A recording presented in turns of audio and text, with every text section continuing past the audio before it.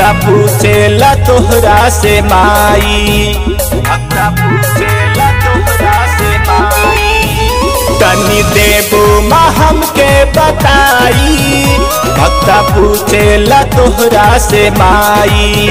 पहले अत्याचार बड़ा भारी, देबू राक्षस दल संघारी। कस के सुन के हाल माई, कस के सुन के हाल माई, ऐसे मान रोवाता। असो दुर्गा पूजा माई, काहे के रुकाता।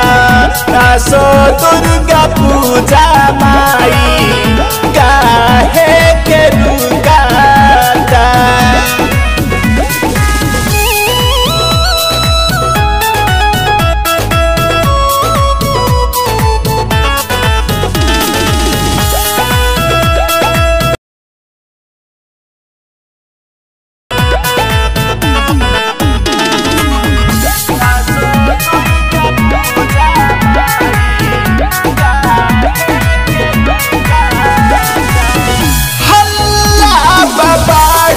बाटे कोरोना के बीमारी, माले पोत कर कार्यालय में भीड़ बड़ा भारी,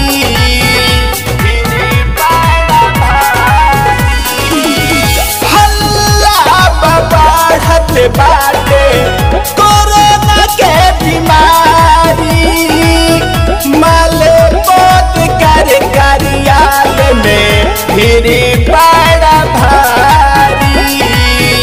जौने से इनकम इनके, जौने से इनकम इनके, कोरोना न पहुँचाता। असो दुर्गा पूजा माई, काहे के रुकाता। असो दुर्गा पूजा माई, काहे के रुकाता।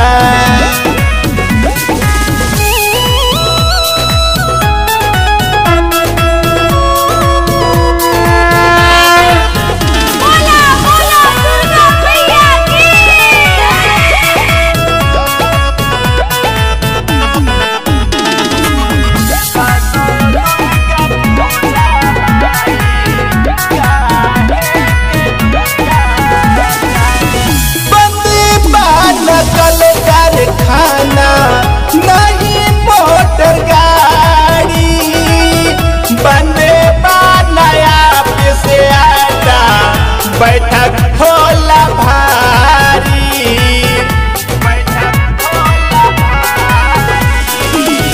बंदी कल कारखाना नहीं मोटर गाड़ी, बने नया से बैठक होला भारी। अपना तयसी वाला, अपना तयसी वाला, घर में वो घुमाता। असो दुर्गा पूजा माई, काहे के रुकाता। असो दुर्गा पूजा माई, काहे के रुकाता।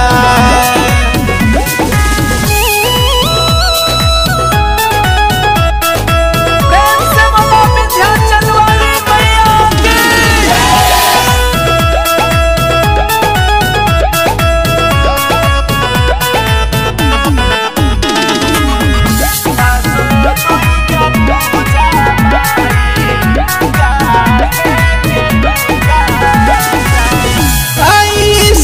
कुरीति के बारे सब लोग हो, दुर्गा पूजा कैले से फैले ला रोग हो।